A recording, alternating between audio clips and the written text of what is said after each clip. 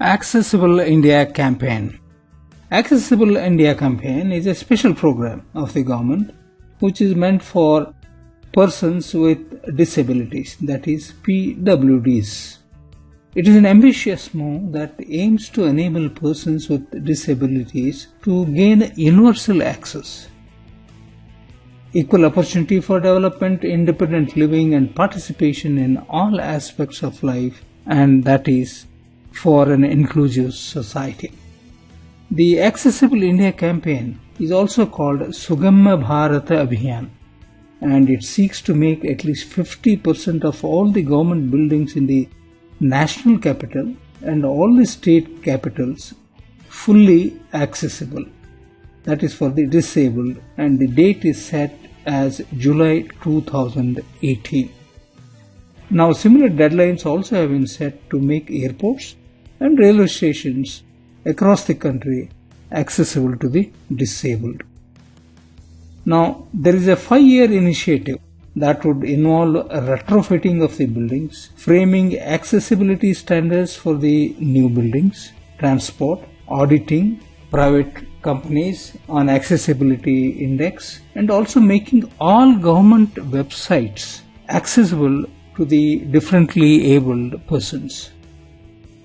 Accessibility index would rate a firm on how differently able friendly the buildings are, and appropriate detailed human resource policies are being framed, and the Prime Minister himself is involved in this. The Department of Empowerment of Persons with Disabilities is the nodal department, and it works under the Ministry of Social Justice and Empowerment, and it intends to follow a target-based approach by setting timelines for different activities.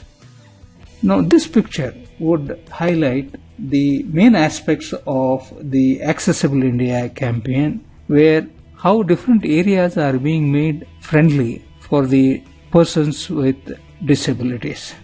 That is in the areas of tourism, in the areas of club facilities, and also how technological interventions would help the persons with physical disabilities. There is a Sugamya Bharata app, and with this anyone would be able to take a photograph of an inaccessible place and upload it on a web portal so that the government takes action immediately on the same.